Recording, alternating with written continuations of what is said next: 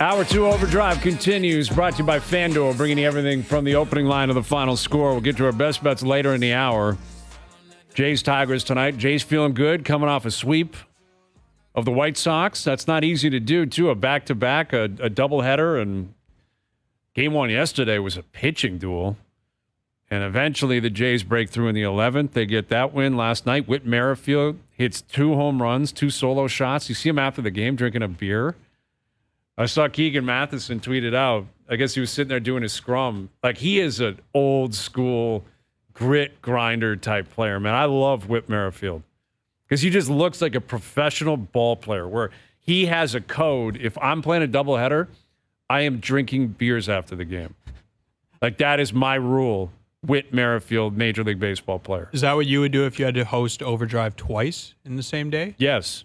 If I had to do a scrum afterwards with you and Masters, I'd be drinking a beer while I did that. Yeah. Like a long show, yes. Yeah, he does have like a ball player. He's just got that vibe. His name's Whit. He's also been, he was like a star, like Kansas City star. Very important piece on those really good Kansas City teams.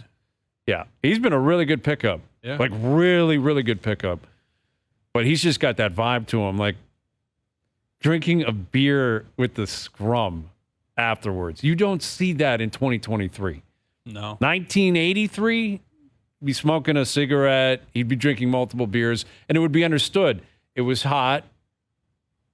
You had to play 2 games. It's a long season, and these are pros, and they're going to have a beer after the game. And you just hit 2 homers. Yeah, you just hit 2 home runs, and you swept the Sox. Like, obviously, you should be drinking beers after the game. Yeah. But now it's like, oh, you better mix in a BioSteel. You know, you better make sure you get all your vitamins and eat properly because you got to play again tomorrow night. Well, remember how big a deal it was with Joe Burrow and the cigar in college? Do you remember this? Yeah. Was it a big deal, though? Because he had just won the championship. They just won the national championship. It was a big deal. It's like an iconic thing for him. Yeah, it's a big deal because it was cool, not because it was criticized. No, but I'm saying, like, I'd like to see more of that. Oh, okay. I thought you were indicating that people were criticizing Joe Burrow. No, they call him Joe Cool. Yes. Probably for that. Oh, I totally agree with you. Among other reasons. Among other reasons. Yeah. He was at the white party this weekend down in the Hamptons. Yeah, he was down there. Was it Michael Rubin, the guy that hosts that? He owns Fanatics. Yeah. He used to own the Sixers, I think. I think he now owns, didn't he just buy, was he part of the Washington? I don't know. No. Okay. The Commanders, football purchase. I don't know if he was involved in that or not. But yeah, Joe Burrow was down at that party. So was Tom Brady. So was Kim Kardashian. Hence why a lot of people are wondering what's going on there. Would you like to get an invite to that? Yes, absolutely. There is 0% chance that'll ever happen, though. I think they do something like that in Toronto. The equivalent of a 4th of July party like that? Well, not a 4th of July, but like a what is it called? The whiteout party? Yeah, it's like everyone has to wear white clothing. Yeah, they do that in Toronto. At someone's house or just at No, it's like a big deal. Look it up. I don't go. I don't get invited. But like, what do you mean though, Jonas? You're saying like a street party or something? No, it's like a big thing where everybody dresses in white and it's like a But is it an exclusive party? Or can anybody go? I would think so. I don't have that much information. I just know of it. Okay. So it's probably anyone could technically host it, is what you're saying. This is different because it's in the Hamptons. Somebody does it. Someone hosts it of prestige in the city, and A-list people are going. Is that what you're telling me? Yeah. Okay. Well, I don't know A-list people, but people are going. Yeah, but then it can't be the same. Like, you saw who was going to this party. Have you seen who was at this party? No, you've just told me. In the Hamptons? But, like, a lot of A-list celebrities, VIP, VIP+. We're talking as big as it gets. In Toronto, if anyone can go to the white party or whatever, then it's not on the same level. Anyway, I would think Max Domi could get invited to a party like that. Yeah. I wouldn't be shocked if Ty had probably been to that party before in the past. Like, Ty is always out there with Wahlberg. He and Tom Brady are close, right? And Max is he's coming home. He's going to be a Maple Leaf on a 1-year deal. And, like, Max has played a lot of games in the league. He's played over 500 games in the NHL. Like, he is a legit, like, professional hockey player.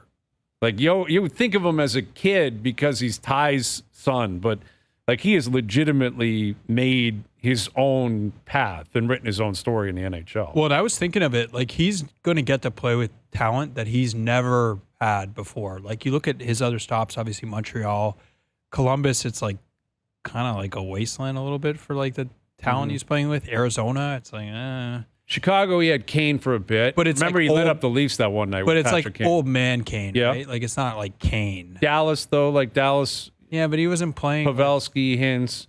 Yeah. I guess I'm just saying. I don't think he's going to play every night with Matthews, though, in Marner. Like, No, I but think he's going to shift around the lineup. I mean, who do you think his most frequent line make will be by the end of the year? I guess it's too hard. I think it's too hard to say. I really do. I think he's probably more on the third line as the season goes on. I don't know about that. We'll see. I think it depends on the development of Matthew Nyes. I think Bertuzzi is a lock top 6 left winger. Yeah. And then it's a combination of Yarncroke, Nyes, Domi that will fight for that other spot.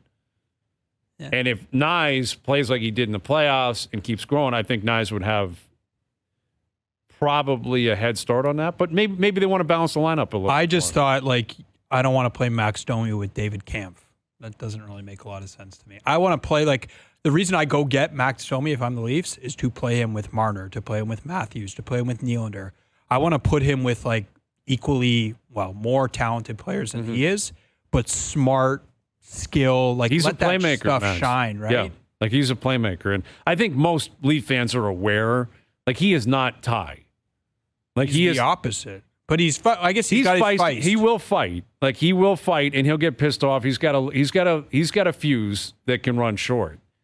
Did you like the snot thing? Yeah, I agree with that. I think a big part of the issue with this team for a long time is that they have this disposition on the ice, like, they just never change. Yeah, I do not agree with that.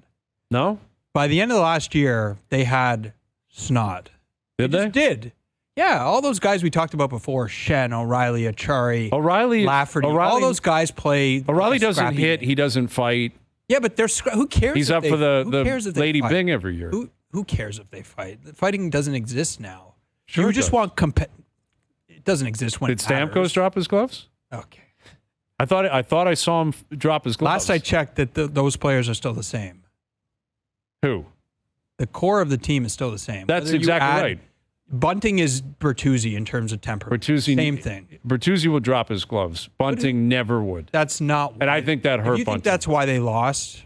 I'm not saying there is no one primary reason why they lost. It's not even in the top 5. I disagree with you. I think the disposition of the star players, and I will agree that these new guys are not going to be the reason they change. They're not. But I think they have to change. I don't think they're ever going to win a Stanley Cup if their best players go out there and are scared of scrums, are not willing to engage, and are not willing to elevate their emotion and elevate their I'm okay with that, but ability to at times snap a little bit and show that you're pissed off and show that this is different. Because I think that's a legitimate issue, is that, yes, they elevate their games in the playoffs, but they don't really show it. Like, they don't look any different. But I don't think that last part's true.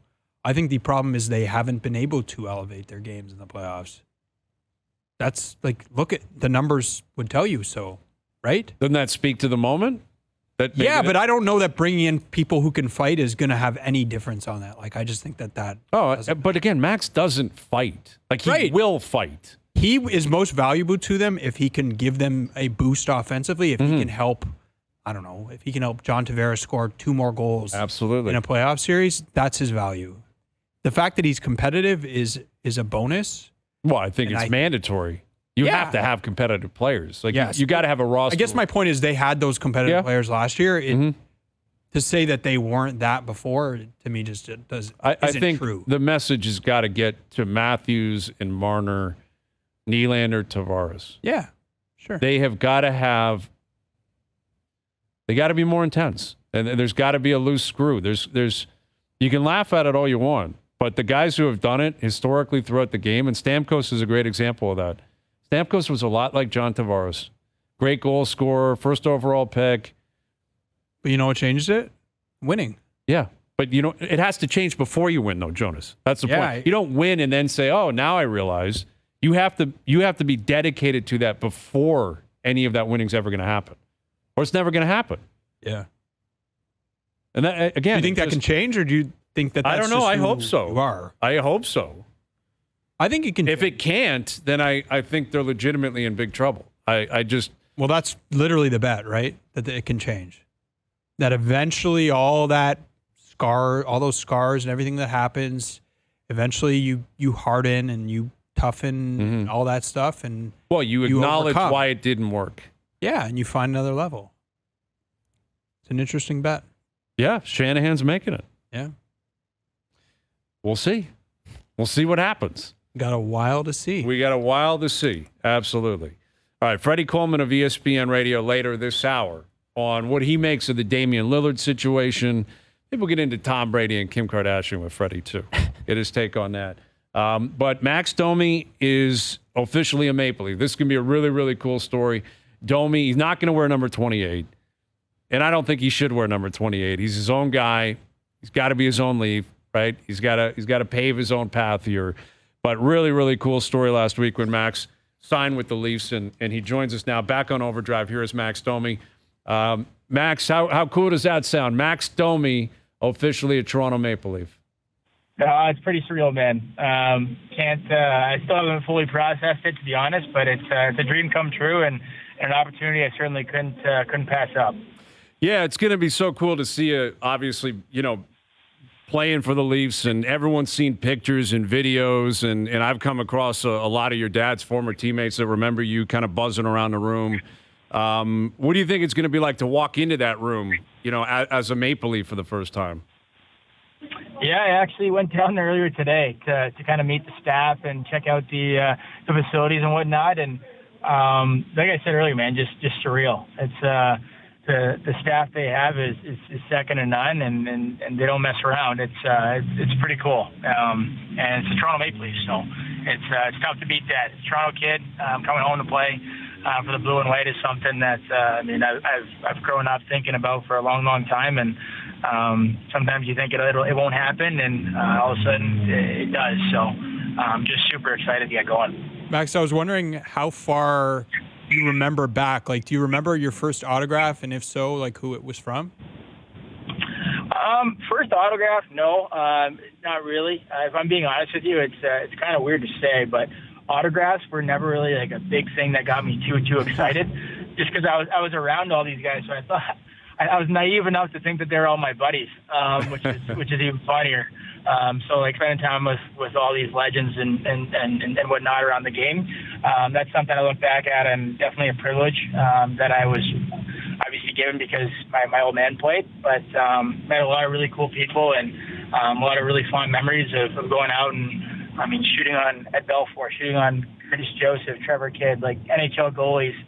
In the middle of the Air Canada Center at the time was the name of it. So thinking about like memories like that is stuff that you can't make up, and really grateful for the chance to experience all that. And it was all such a big part of allowing me to live my dream of playing in the NHL. And now that I'm back playing in the same jersey that my dad and Matt Sundin played in is something that just it's pretty special, and it comes full circle, I guess.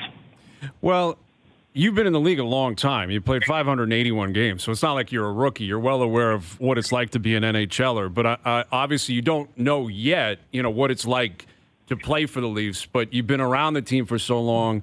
Your dad obviously was a Leaf for so long. Do you feel like you've got a step up on anyone else that might be coming? Let's say Tyler Bertuzzi or John Klingberg or Ryan Reeves, because you're so familiar with what the team is and kind of what the lifestyle might be like.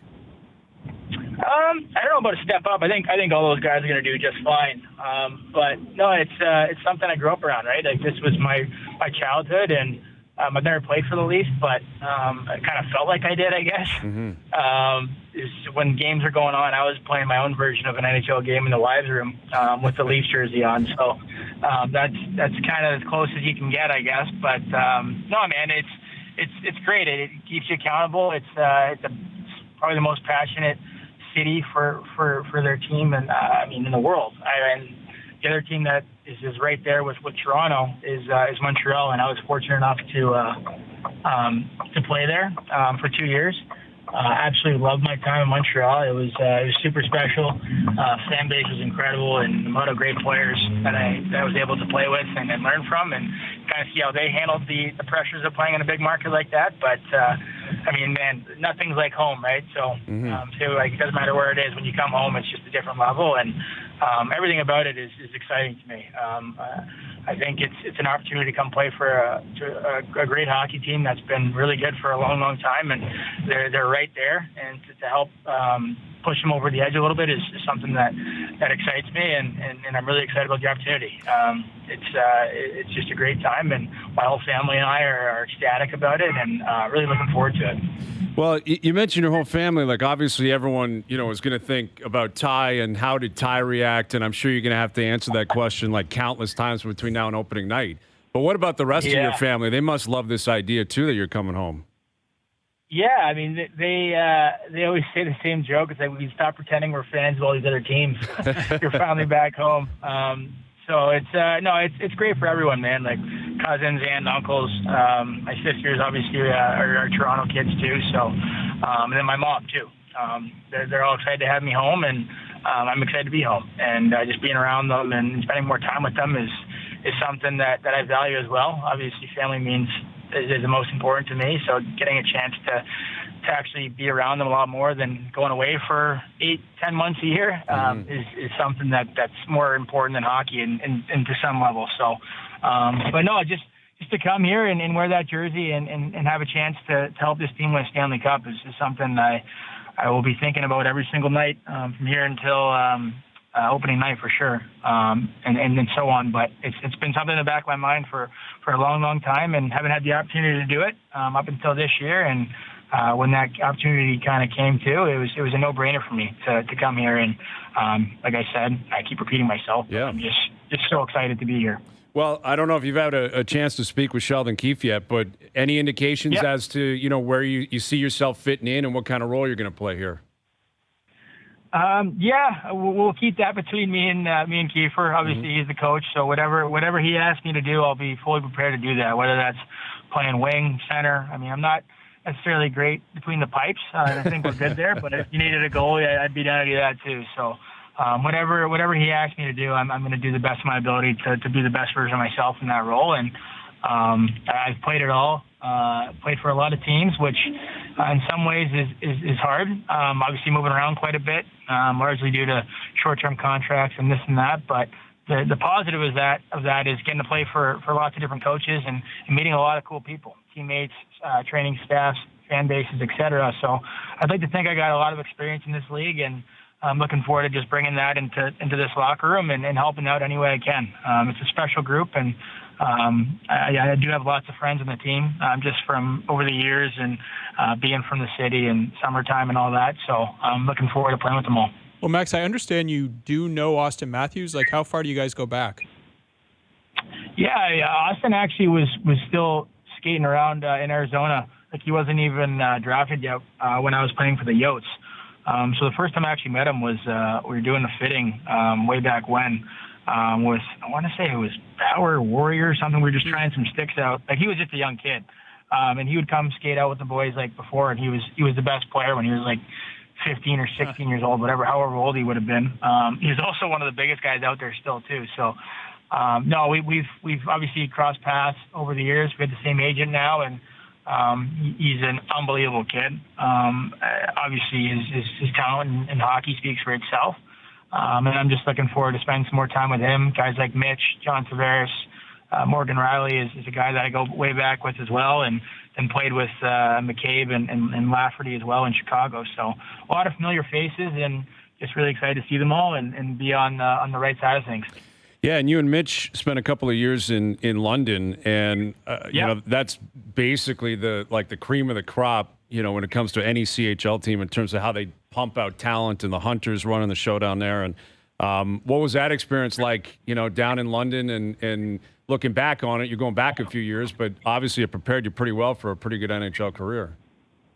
Yeah, man. There's no better place in the world to play junior hockey or prior to pro than London.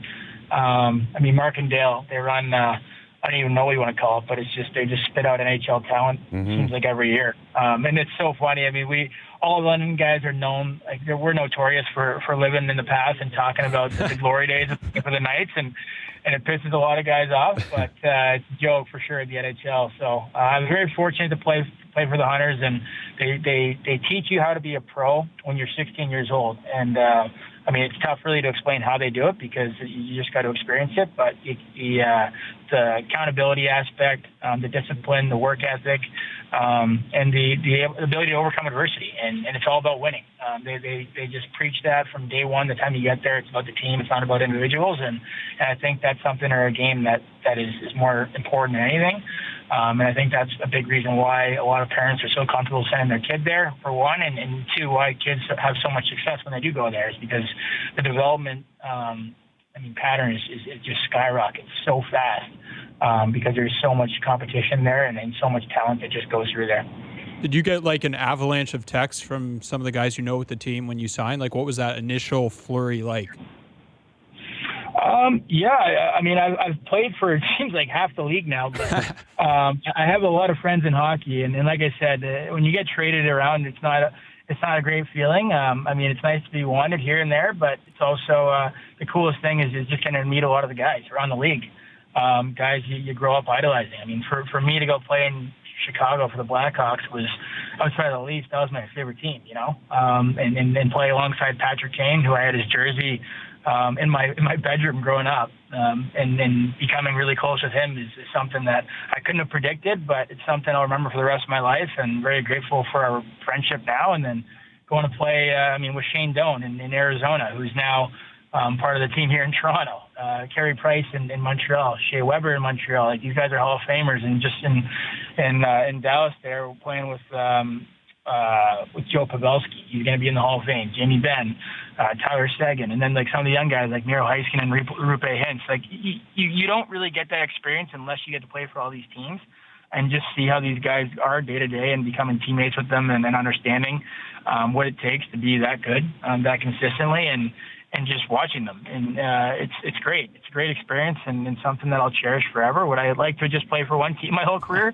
Yeah, I mean, that sounds obviously appetizing. There's a lot of comfort there, but looking back, I wouldn't change a thing. And I've enjoyed my time on all my different teams, played for some of the best franchises in the league, and had some success, more so than on some than others, but met a lot of great people. That's one thing that's consistent with all of them is it's very difficult to find a guy in hockey, not just players, but people that work for the team that aren't good human beings. So it's been a fun run, and hopefully I can make home my permanent home at some point here. But yeah, that's what I'm looking to do. But first things first, let's try and win, and that's what I'm focused on right now. I'm just wondering, why were you a Chicago fan? Because immediately when you said that, I thought of Bob Probert, and then I thought of your dad, and I was thinking like, what would it have been like watching him fight Bob Probert? Like, why were you a Chicago fan?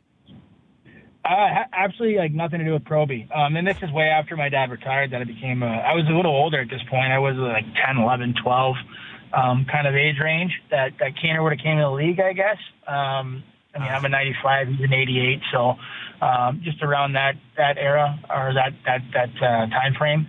And Pat was a guy that I'd go home and I'd watch YouTube. Him and Pavel Datsyuk were my go-to guys, and I'd go in my garage or on the street and try and mimic whatever they were doing. And I'll never forget when he got the Stanley Cup winning goal against Philly.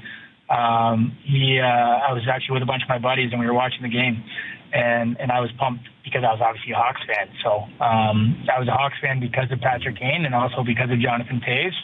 And then the chance to play with those two guys was just like, what? Like, it didn't even feel real. It was kind of a pinch me moment when I first got there, if I'm being honest with you.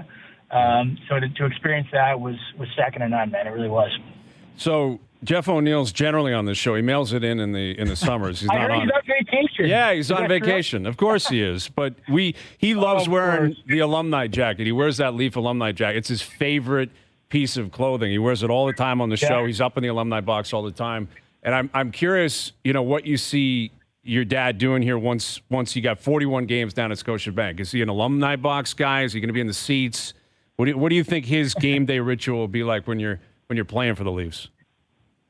First of all, you got to give O-Dog a big hug for me next time you see him. I'm sure I'll see him soon. But yeah. He's awesome. He's a great dude, and he was always so good to me when I was a kid, and obviously been around him quite a bit since then. But he's a beauty. So I'm excited to see him, and he deserves to wear that yeah. Obviously, he loves it. He had some good years here, and he's a man. But no, I don't know where my dad's going to sit. I'm sure he's well traveled over the years with coming to games, and I think he's been to every rink now. So he's excited. I don't know where he'll be sitting, but he'll be watching a lot of the games for sure. Oh yeah, absolutely. Well, it's going to be cool to see out there, and congrats on the deal. Have yourself a great summer as always, and we'll catch you in September. Thank you for doing this, Max. All right, boys. Thank you so much for having me. Take care. There he is, Max Domi, who is from Toronto. He's going to be here all summer. He'll be a big part of the skates early in September, and then go time mid-September. And I'm curious, Jonas, as someone who's around this team and covers them as closely as anybody, if you could have an exclusive sit-down with someone, who would that be? I'm curious who you would take right now. Come on. Would it be Auston Matthews? I think so. Over Kyle Dubas? Let's say you could expand it beyond the Leafs. If you could get a sit-down with Dubas and he told you every single thing that has happened as a GM of the Leafs and why he left? I think that's probably it. Maybe Shanahan? I'd like to know. Yeah? Because I still don't really understand that whole thing. Mm-hmm. That's a good question. All right, think about it. Maybe I should throw those requests in now. Yes, simmer. Absolutely. See what you. What about you? You have a show in Nashville. Yeah, I think it'd probably be Dubas. I think I'd probably want to know what happened, how to get to this point. Yeah. What are you going to do in Pitt? Like, there's rumors he's all in on Erik Karlsson. Like, he's really trying to make that happen. So, Shanahan as well. One of those two, and Austin would probably be number 3. Yeah. Sheldon would be, like, there's actually a lot of people in this organization. Just send them a list of requests. Yeah. Yeah. We'll see. I'm sure it'll happen at some point. But we appreciate Max coming on. And that's just a positive story. Max Domi signing with his favorite team. Dad played here as long as he did. And it's going to be a cool story. Like, there's going to be a lot of people that are excited to see Max play for the Leafs. And smart call, don't wear the number. Yeah, no, do your own thing. Yeah, absolutely. Yeah, you got to do your own thing, for sure. More and more updates coming out about Damian Lillard and his approach. Right now he's saying if he doesn't end up in Miami, he's just not showing up. That's the latest. If you trade for him, you're going to get an unhappy player. You're going to get an unhappy player. Of that. So Freddie Coleman will join us on that, among other things. OverDrive continues, TSN 1050 and on TSN 2. Mail-in and Friday brought to you by Boston Pizza. Weekends are better with fish bowls and frosty pints on the BP patio. Grab your sunscreen and let's have a weekend. See you on the BP patio tonight. Beautiful night for a patio.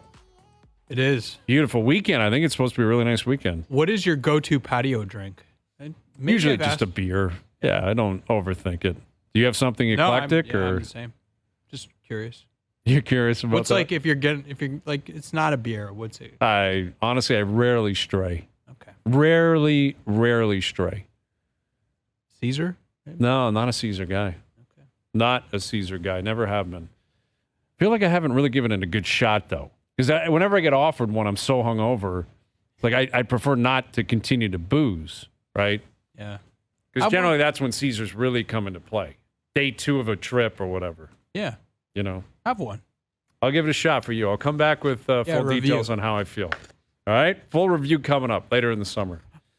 All right. Here's Freddie Coleman of ESPN Radio. How you doing, Freddie? I'm doing good, but I have to ask, what is a Caesar? Americans, man, you guys are wild. Caesars are a drink. It's Clamato juice. They have a Caesar, but it's called a Bloody Mary. Oh, a Bloody Mary. Yes. It's just not as good. We make ours with Clamato juice. Yeah, it's Clamato juice. It doesn't sound right. There's celery. There's a lot of pepper, I think.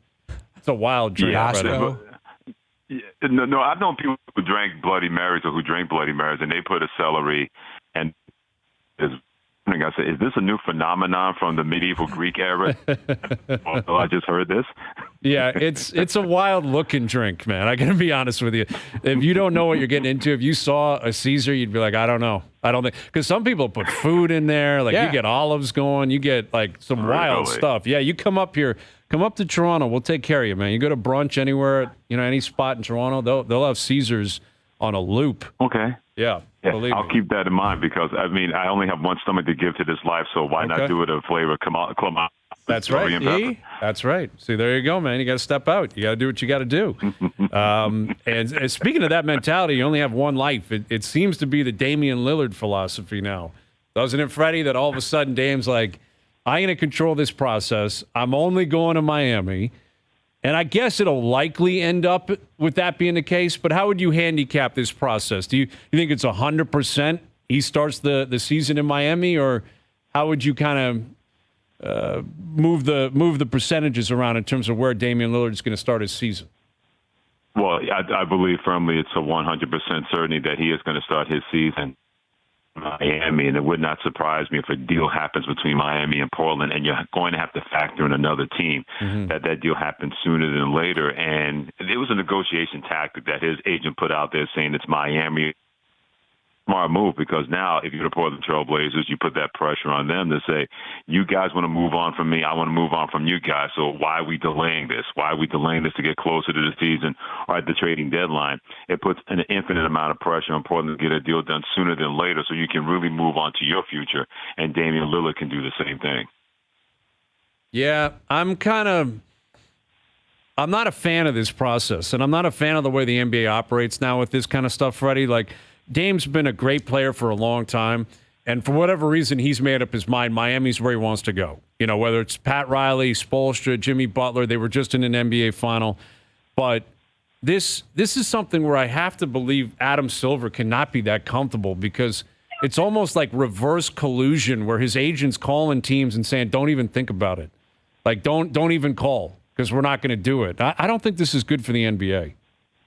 Well, it's a fair point, but we also have to remember this, that it is a players' league, and when you have superstar players that can dictate the narrative and dictate the circumstance, then these things are going to continue to happen. And it's not as if it happens all the time, but because it happens so many times with star players, and we've seen that really raise its head in the last 5 to 6 years or so, you also think about the business aspect and how this is good or bad for the NBA, but not if, but when this trade goes through. If you're the NBA, you get that kind of attention because now you got a star that's been a superstar but has not gotten a team to the NBA Finals. He goes to a team in that city in Miami, a team that just got to the NBA Finals before losing to the Denver Nuggets, and you pair him with Jimmy Butler and Bam Adebayo, which makes Miami more of an event town because you got an event superstar that's going to be a part of that team. So in terms of the way it looks and the way that it operates, it's not a good look for the NBA, but nobody's going to be thinking about that when Damian Lillard is traded, and if he gets the Miami Heat back to the NBA Finals and they win that, that's going to be completely in the rearview mirror that nobody's going to be thinking about that. Well, unless you're Portland and they get fleeced because you can't get enough in return. Because this guy is kiboshing Boston calling or Philly calling. I mean, that's where I'm going with this. Like, if you're Adam Silver, sure, Miami's owner is calling you, say, don't get involved. And he's not going to get involved. But if you're Portland's owner, doesn't he have the right to try to get as much as he possibly can for Damian Lillard? That is very true. But at the same time, you got to really, when you have potential trade scenarios like this, money is undefeated, and you got a match of contracts. And so he may put it out there when it comes to Damian Lillard's agent that, we only want to go to Miami. But at the same time, now it's incumbent upon you to make that work in Portland. It was going to be a sticky situation to make that trade work anyway, whether you tried to trade him to Boston or trade him to someplace else where he doesn't want to be. So I get what you're saying. I get and I understand that. But here's the deal when it comes to situations like this. It's not going to be what's best for us. It's going to be what's best for Portland. And Portland and Damian Lillard have decided what's best for both of these two is to have this divorce and move on. You get the kids and you get the dog, you get that car, you get this car, and you're able to go on into the future. However you're going to get there, that end is going to justify the means. We may not like the process or the whole road that leads to that, but that's just the way that's going to be, and Portland knows that more than anybody else, too. Well, Freddie, what do you think Portland does if another team that's not Miami comes to them with a better offer than what they can get from Miami and whatever third team it is, and it's not really where Dame wants to go, but it's a better trade package? Like, what do you think they do? Well, they're going to take that trade package because we talk about the business aspect. If you get a better trade offer from somebody else than you get from Miami, you'd be an idiot not to make that trade. And Damian Lillard can't stand in the way of that. And if he gets moose face because it's not a place where he wants to go, then that becomes a Damian Lillard problem, and you don't make that a Portland Trailblazers problem. For example, when Paul George wanted to be traded from the Indiana Pacers, he wanted to go anywhere in Los Angeles. It didn't matter if it was the Clippers or the Lakers, and they traded him to Oklahoma City Thunder. What did Paul George do? He went and played for the Oklahoma City Thunder before Kawhi Leonard signed a free agent contract with the Los Angeles Clippers and said, I wanted that guy. So Portland is under no stress when you think about it, that they don't have to trade him to Miami because if a better deal comes along from somebody else, guess what they're going to do? They're going to trade Damian Lillard. He's going to not have his way, and that's going to be the end of that, whether he likes it or not. With Freddie Coleman of ESPN Radio. So Victor Wembanyama is going to make his debut tonight, Summer League in Vegas.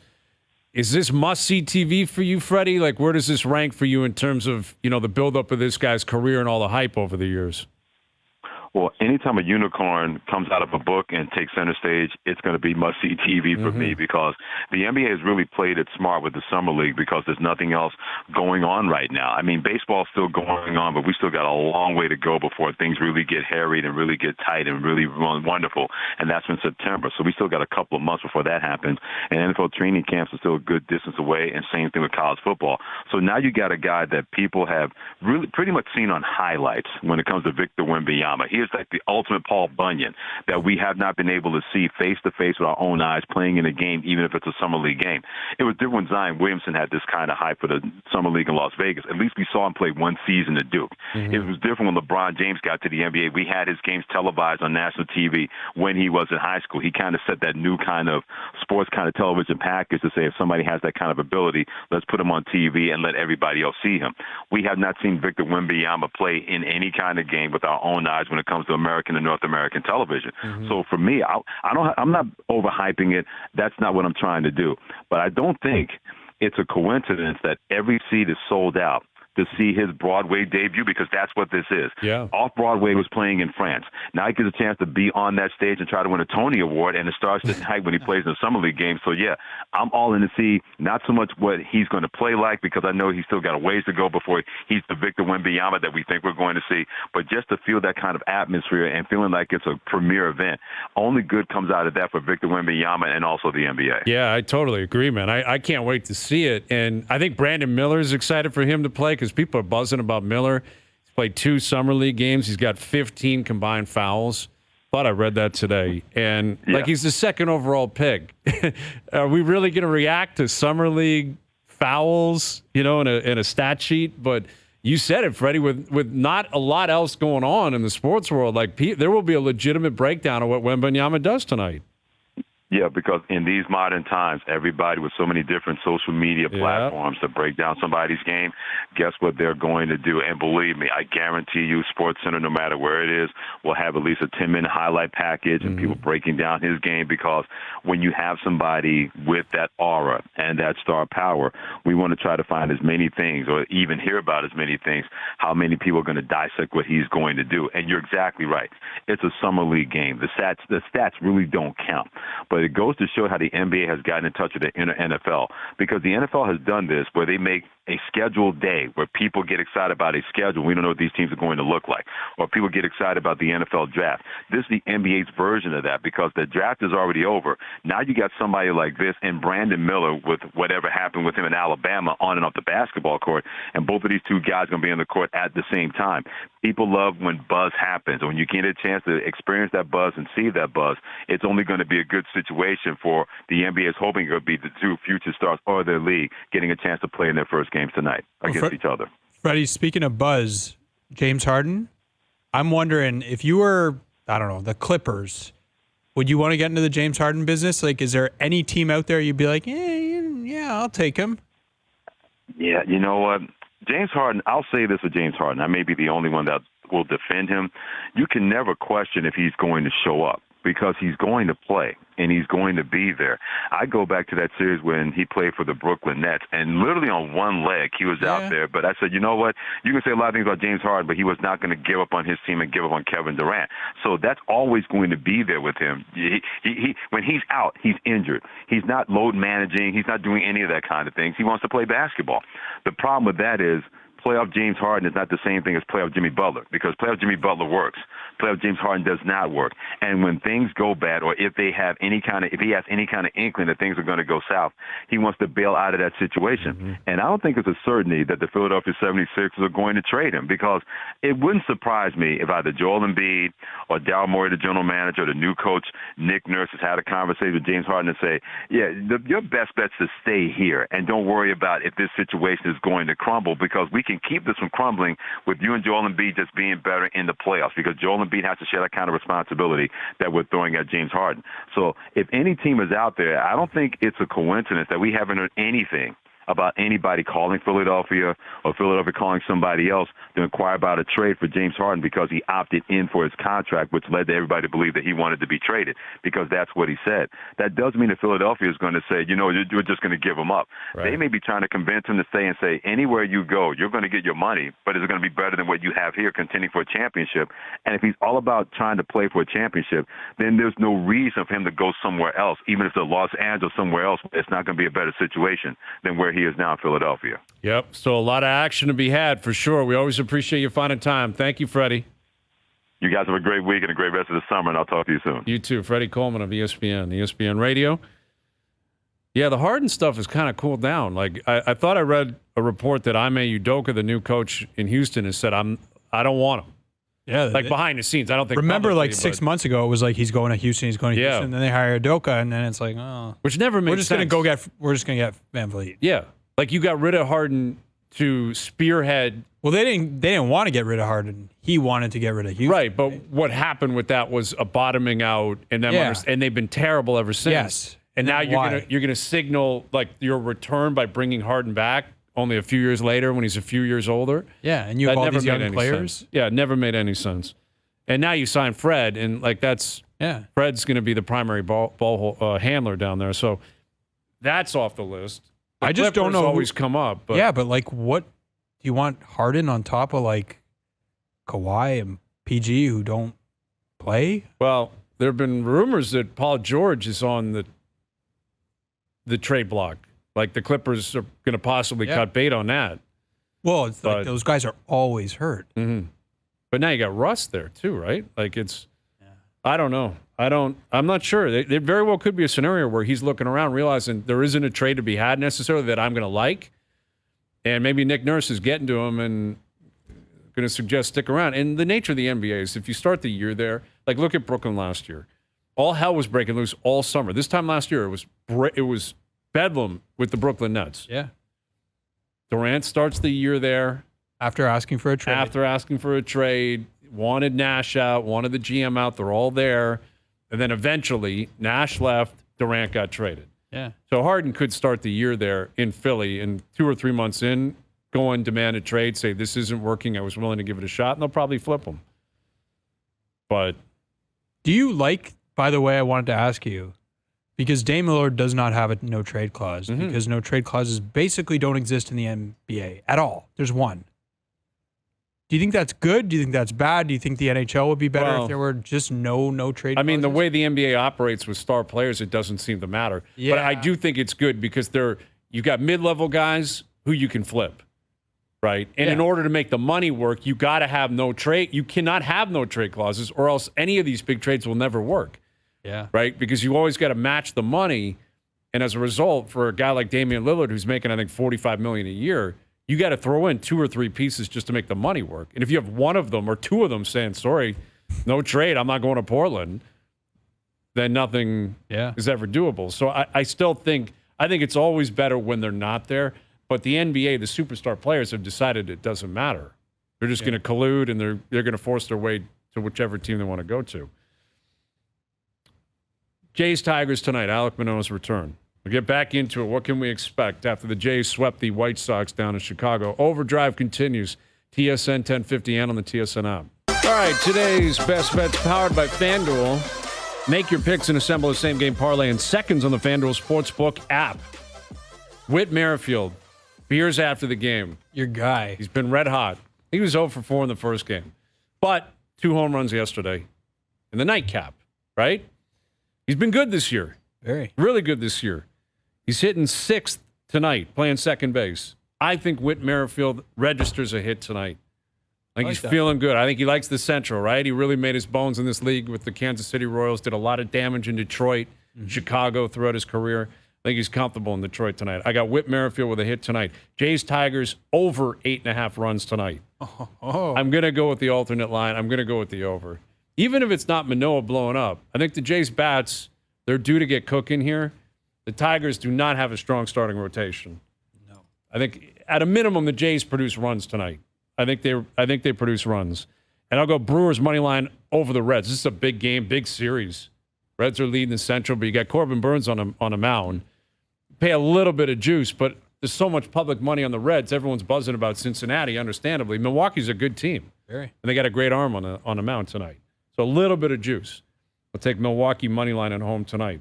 Today's best bet's powered by FanDuel. The first inning means as much as the ninth when you bet baseball on the FanDuel Sportsbook app. Please play responsibly, must be 19 plus, and physically located in Ontario. All right, Ryan Dempster coming up, right? We got Ryan coming up, get his take on Alek Manoah's return tonight. I don't think he's been in the same position. Not many guys have been in the position Manoah finds himself in. Leaving for a month. No, I don't think so. And returning in a situation like this tonight. So Dempster on that, among many other stories throughout baseball. We'll catch up with Ryan, revisit our chat with Max Domi as well. OverDrive continues. TSN 1050 and on TSN 2.